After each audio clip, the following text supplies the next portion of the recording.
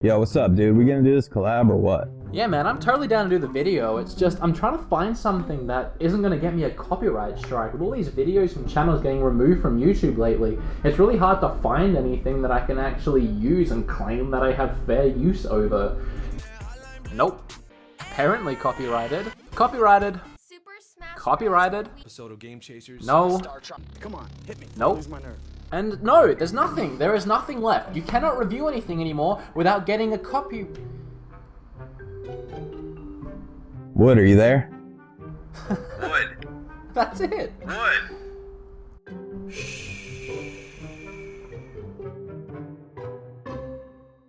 Sean and myself compiled this list of commercial video games that were released as freeware, games that in their original release were not considered freeware, but were re-released at a later date with a freeware license, sometimes as a publicity for a forthcoming sequel or a compilation release. In other words, let's see YouTube try and copyright strike this video.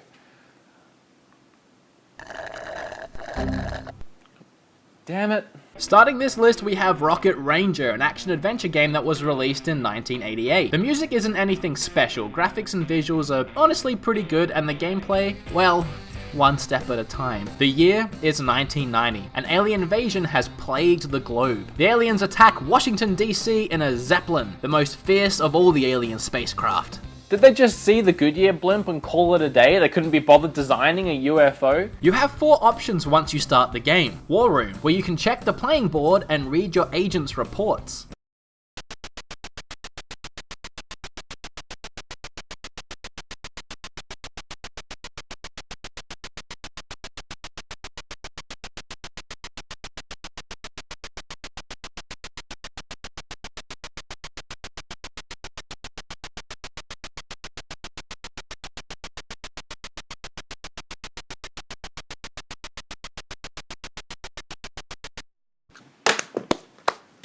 Or not check them.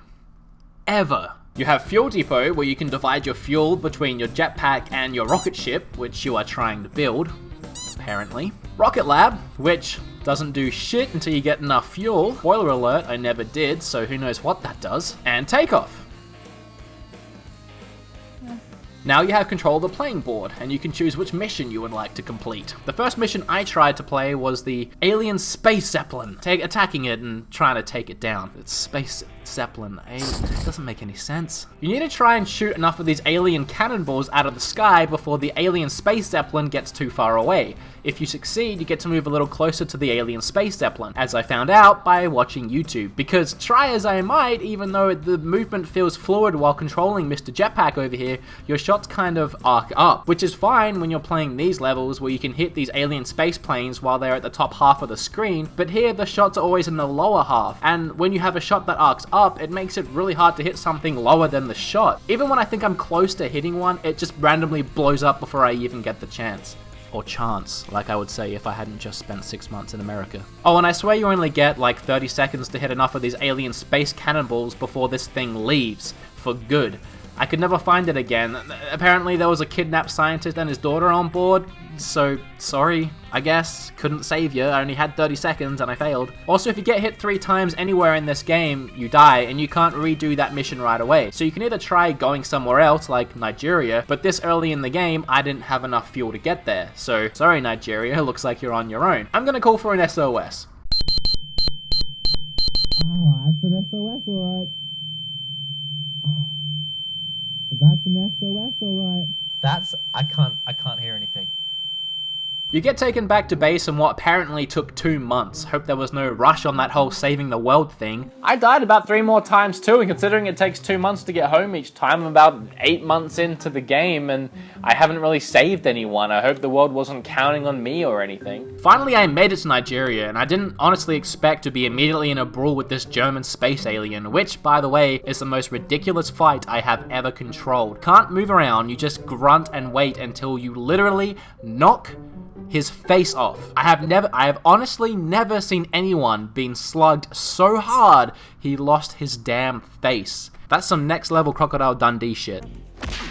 I ran out of fuel yet again after this and couldn't make the trip home, so 2 months later I hung up the NES controller never to play Rocket Ranger again. I didn't really help anyone or do anything. I just kind of fumbled around and knocked a guy's face off. I did, however, find that my buddy Vintage Video Game Geek covered this game once before in the past, and I do need to credit him for finding out this little piece of info that I didn't know. Well, it turns out that Rocket Ranger for the NES is actually a rehash of a computer game released 2 years earlier in 1988. The original game takes place during the 1940s, but just like they did with Bionic Commando, Nintendo insisted that all Nazi references be removed from the game. That is why everything about the game screams 1940s, and why all the so-called aliens bear such a striking resemblance to German soldiers. Now that Alien Space Zeppelin makes a lot more sense. Still though, 2 out of 10 IGN, not interesting. So while the NES was home to many different genres, one genre that never really took off on the system was strategy games. Strategy games just didn't translate well to the NES, probably because it was a bit underpowered. Now, with a game like Defender of the Crown, which was a PC success, could they see success on the NES with the game as well? Probably not, but what the hell, let's try it anyways. Defender of the Crown was brought to the NES by Ultra Games. For those who don't know, Ultra Games was a division of Konami. See, Nintendo had a strict limit on the amount of games a developer could release in a year, so to override this, Konami made a subsidiary of the company called Ultra Games. Now you learned something, didn't ya? Now you learned something. Defender of the Crown starts out interestingly enough. Based on medieval English history, you choose from a variety of Saxons that you want to play as, each with different abilities and stats, and then you move to an overworld map when you realize that this is a strategy game on the NES, which means it's probably not good. You attempt to overtake different sections of the map by basically engaging in a variety of mini-games. The first mini-game I played was jousting, which is where you sit on a horse and go in a straight line and try to knock the other guy off his horse with your lance. Except your lance looks like a brown penis. Seriously, I'm not just being immature here. It literally looks like a long brown dick. You're poking your opponent with a long brown dick. Other mini-games include Castle Siege, which is painfully slow one-on-one combat as you progress through some hideously looking castle with drab environments. And then there's this cool looking one-on-one fight where you use a mace to knock the other person out. I think it would have been more interesting if they used Mace the Rapper. Yeah, I know he wasn't around during that time, but think how cool it would have been to like throw Mace CDs at someone. Bad, bad, bad boy. Bad, bad, bad, bad boy, you make me feel so good. Honestly, succeeding in any of these mini-games feels more like luck than anything else, because I can never figure out what the hell I was supposed to do. The controls are stiff, and the game just gets repetitive and boring after a while, and is confusing to boot. So Defender of the Crown on the NES isn't the worst game on the system, but it was just way too ambitious for what the system was capable of outputting. If you're into old strategy games, and even those old Koei games, you might find some enjoyment out of this, because it's pretty cheap to pick up. But everyone else, you should probably stay clear of this game, because it's just not very good. Next up on my fantastic list of NES video games, we have Bo Jackson Baseball. It was released in October 1990. I guess Bo better watch out for those Nazi aliens. It's about that time, isn't it? So, as a proud Australian, I know literally nothing about baseball. If this was cricket, on the other hand, I'd still know nothing. Cricket is boring as Oh, there's a great shot down the ground off the back foot. Didn't move. He punched. I think I just lost about 3 Australian points there, but it's moving on. To try and help me out with this review, I turned once again to YouTube to see if anyone else has reviewed this game and can give me some pointers on how to play. The only review I could find was this. Hey, I'm back and I'm going to review Bo Jackson for the NES. Now, when it comes to sports games, I'm really not that good. Not my favorite brand. But for Nintendo and Super Nintendo baseball games have always been kind of fun for me. For some reason, I always thought that PlayStation baseball games were... Clearly Darth Vader isn't going to be any help, so let's see if we can nut this out on our own. Right away, we get treated to a pretty great tune, actually.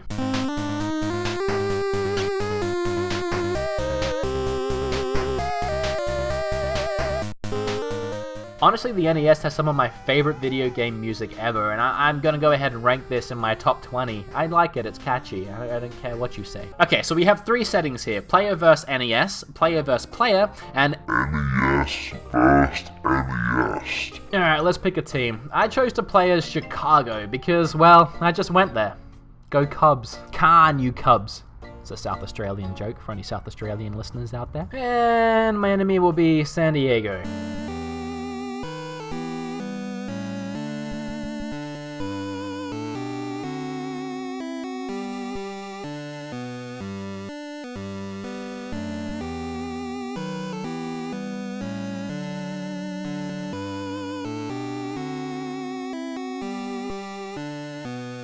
I'm not gonna lie, I had a bit of trouble figuring out what to do right here. From what I deduced, I had to pick a direction according to which throw I wanted to go with and then hit A, or B, I can't remember. I usually went with a slider ball or a curveball because they sounded cooler. This guy even does the cool little secret hand moves when you press the buttons. You can make him look really indecisive. Then, from what I gather, the NPC picks out of the right side. Sorry, I'm being so vague. It's baseball. I'm doing the best I can. This is hands down the greatest NES soundbite I think I have ever heard. I love getting these guys to strike out just so I can hear that guy yell it with such badass authority. You're out! Also, I like making him say ball because I'm immature. Ball! If the other guy manages to actually hit the ball, you get to play as one of these guys, as long as he has flashy pants, and try and get the ball back to one of these bases, which I suck at. So often I would just stand there like, now what? So clearly I'm not very good at this game, and without any other baseball games to compare it to, or baseball experience in general, I'm gonna have to give it a 9 out of 10, and that's purely for this guy. I'm sorry, I really shouldn't have reviewed this game. Sean should have done it. It was barely even a review. On to the next one. So the Three Stooges has one really awesome thing going for it. An amazing intro. Just watch this.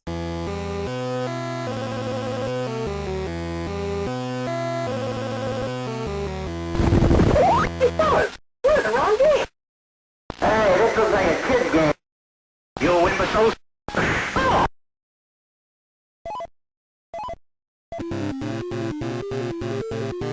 Ah, that was glorious, wasn't it? Too bad the rest of the game sucks. So if you don't know who the Three Stooges are, they are three clumsy idiots who were good friends that pretty much bust each other's balls a lot and were very popular short film stars between the 1930s and 1969. That's a hell of a run. The most infamous trio was Larry, Curly, and Moe, which was active from 1932 to 1946, and what this game was based on. So the game starts out and you have to raise $5,000 in 30 days to save an orphanage, or else all these kids are screwed. Okay, hold on a second. So I have to save children's lives and keep them in an orphanage? I don't think I signed up for this. That's a lot of responsibility on my shoulders. I just wanted to play a stupid game. Now children's lives are in my hands? This seems like a bit much. So the premise of the game is simple. Mini games. Every day you visit the Stoogeville job market and choose from one of 4 mini games, each based on a classic Three Stooges short. One of them has you collecting a radio that plays Pop Goes the Weasel while Curly gets his ass beat in a boxing ring. One has you in a pie throwing contest because pies are always funny, especially when you chuck them at rich people. One has you going through a hospital collecting crosses. Not that I see how that gains money, but okay.